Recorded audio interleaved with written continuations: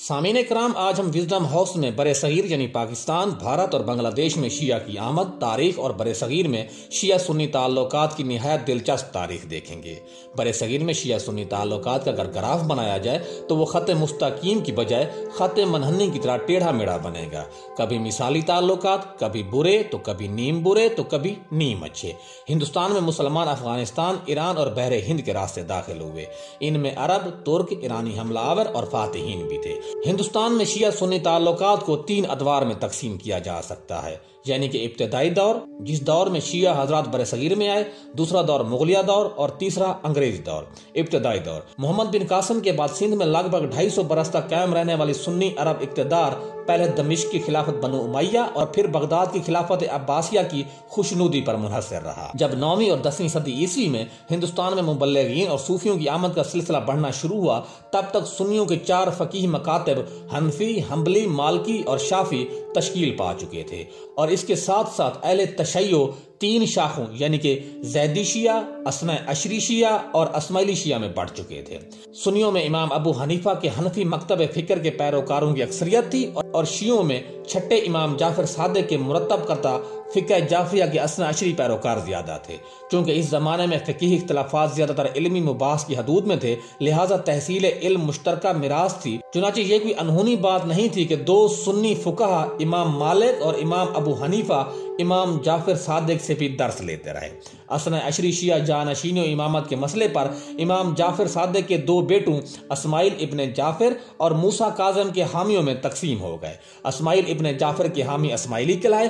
اس شاخ نے 10ویں صدی عیسوی میں مراکش تسندھ، جو کہ آج کل پاکستان میں شامل ہے، وہاں پہ فاطمی اسماعیلی سلطنت قائم کی، جس کا دارالحکومت قاہرہ یعنی کہ مصر میں تھا۔ جب فاطمی سلطنت کمزور ہوئی تو اسماعیلی 2 مزید گروہ میں بٹ گئے، ایک شاخ نظاری کہلائی اور دوسری مستعلی۔ داؤدی بورہ مستعلی گروہ کی شاخ در شاخ ہے۔ اسماعیلی مبلغین ملتان تک پھیل گئے، چنانچہ 10ویں صدی کے وسط میں وہاں اسماعیلی کرامتہ حکومت قائم ہوئی، مگر 11ویں صدی کے شروع میں محمود غزنوی کے 2 حملوں میں ملتان سے سیون جو کہ آج کل سندھ میں شامل ہے تک پہلی کرامتہ حکومت ختم ہو گئی۔ ان حملوں میں ملتان کی اسماعیلی آبادی کا قتل عام ہوا۔ اسماعیلی کرامتہ حکمران ابو فتح داؤد کو قیدی بنایا گیا۔ ملتان کے شہریوں سے لگ بھگ 2 کروڑ دینار تاوان وصول کیا گیا، اور بچے کھچے اسماعیلی بلائی پنجاب اور زیری سندھ کے مختلف علاقوں میں پناہ لینے پر مجبور ہو گئے۔ محمود غزنوی کے بعد کرامتہ حکومت پھر مختصر عرصے کے لیے قائم ہوئی، تاہم 12ویں صدی میں شہاب الدین غوری نے اس کا مستقل قلعہ کما کر دیا، اور بعد ازاں صوبہ ملتان دہلی سلطنت کا حصہ بن گیا۔ سامعین کرام، کشمیر آج بھی شیعہ فرقہ کا گڑھ سمجھا جاتا ہے۔ کشمیر میں شیعہ اسلام کا پھیلاؤ اور تاریخ نہایت دلچسپ ہے۔ کشمیر میں اسلام 14ویں صدی عیسوی کے شروع میں ترکستان سے صوفی بلبل شاہ قلندر اور ان کے 1000 مریدوں کے ساتھ پہنچا۔ بودھ راجہ رنچن نے دینی افکار سے متاثر ہو کر بلبل شاہ کے ہاتھ پر بیعت کی۔ یوں راجہ رنچن سلطان صدر الدین کے نام سے کشمیر کا پہلا مسلمان حکمران بنا۔ بعد ازاں ایک ایرانی صوفی سید علی ہمدانی 700 مبلغوں، ہنرمندوں اور فنکاروں کی جماعت لے کر کشمیر پہنچے، اور اس ثقافت کا جنم ہوا جس نے جدید کشمیر کو شناخت مہیا کی۔ لگ بھگ اس دور میں شمس الدین عراقی اور ان کے پیروکاروں نے کشمیر میں قدم رکھا۔ انہوں نے چک خاندان کی مدد سے ہزاروں ہندوؤں کو شیعہ اسلام میں داخل کیا۔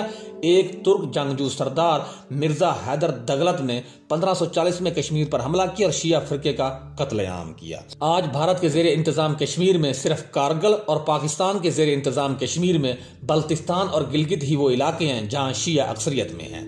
دوسرا دور مغلیہ دور۔ کسی تاریخ دان نے کہا ہے، جو بھی ہندوستان جیسے عظیم ملک پر طویل حکومت کرنا چاہتا ہے، اس پر لازم ہے کہ وہ تمام مذہبی طبقات و مذاہب سے کشادہ دلی برتے۔ جب تک مغلوں نے اس اصول پر عمل کیا، ان کی سلطنت مستحکم رہی۔ تنگ نظری بڑھتی گئی تو سلطنت کی عمر بھی گھٹتی گئی۔ مغلیہ ادوار میں شیعہ حضرات مختلف عہدوں پہ فائز رہے، اور مغلوں کے ایران کے صفوی بادشاہ کے ساتھ بہت قریبی تعلقات رہے، جس کی وجہ سے ہندوستان میں شیعت اور ایران کے کلچر نے اپنا کافی اثر چھوڑا۔ جن دنوں بابر وسطی ایشیا میں فرغانہ کی کھوئی ہوئی سلطنت حاصل کرنے کی توقع میں تھا، تو مشکل وقت میں ایران کے صفی بادشاہ اسماعیل نے قزلباش جنگجوؤں کو بابر کی مدد کے لیے بھیجا۔ بابر یہ بات نہیں بھولا اور جب اس نے ہندوستان میں مغلیہ اقتدار کی بنیاد رکھی تو اپنے ساتھ ایرانی مشاورت بھی لایا۔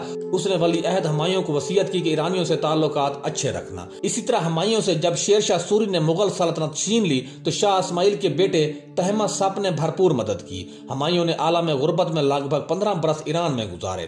بعض روایات کے مطابق ہمایوں نے بادل ناخواستہ شاہ تہماسپ کے اصرار پر مصالحتاً وقتی شیعت اختیار کر لی۔ شاہ تہماسپ نے 12,000 ایرانی سپاہیوں کا لشکر ہمایوں کے سپرد کیا۔ یوں ہمایوں نے مغل سلطنت دوبارہ حاصل کی۔ ہمایوں ایران سے اپنے ہمراہ فارسی، درباری روایات، فنون لطیفہ کے ماہرین اور انتظام و فوجی انصرام کے طریقے لایا۔ یوں ایرانی اثر و نفوذ مغلیہ خاندان میں رچتا بستا چلا گیا۔ اکبر کے رتنوں میں 2 اہم رتن ابو الفضل فیضی اور عبد الرحیم خان خاناں شیعہ تھے۔ اکبر کے وارث جہانگیر کی محبوب ایرانی نژاد ملکہ نور جہاں اور اس کے بھائی آصف خان کے اثر نفوذ نے دربار جہانگیری پر ایرانی رنگ اور چڑھا دیا۔ مگر اورنگزیب شیعت کے خلاف تھا۔ اس نے فتاوی عالمگیری میں شیعوں کے خلاف کفریت کا فتویٰ دیا۔ وہ 24 برس جنوبی ہندوستان کی ترکمان شیعہ قطب شاہی حکومت سے برسر پیکار رہا اور اس 150 سالہ سلطنت کا خاتمہ کر کے ہی دم لیا۔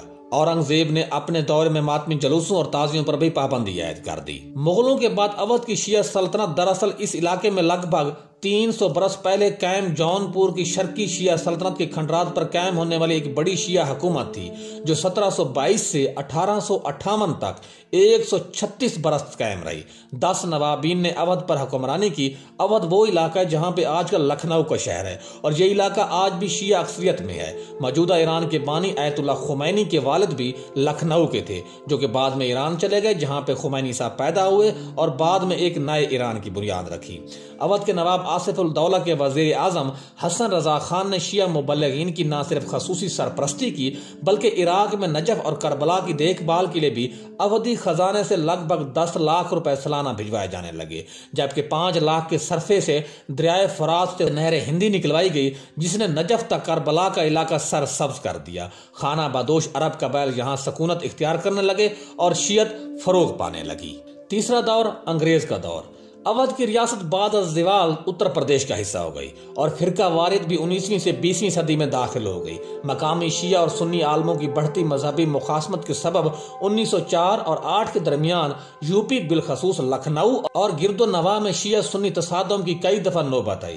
چنانچہ 1909 میں پورے صوبے میں عاشورہ اور چہلم کے جلوس ممنوع ہو گئے، لیکن سن 30 کے عشرے میں 3 بڑے فرقہ وارانہ تصادم ہوئے اور اس مسئلے نے آزادی کے بعد بھی جان نہیں چھوڑی اور شیعہ سنی ہندوستان اور پاکستان کے علاقوں میں تقسیم ہو گئے۔ ناظرین کرام، ہمارے چینل کا مقصد آپ تک مستند معلومات پہنچانا ہے، تاہم اگر کسی کو ہماری کوئی بات گراں گزرے تو ہم اس کے لیے معذرت خواہ ہیں۔ اگر ہو سکے تو ہمارے چینل کو سبسکرائب کرنا، لائک کرنا اور شیئر کرنا نہ بھولیے گا۔ اپنا اور اپنے پیاروں کا بہت سارا خیال رکھیے گا۔ خدا حافظ۔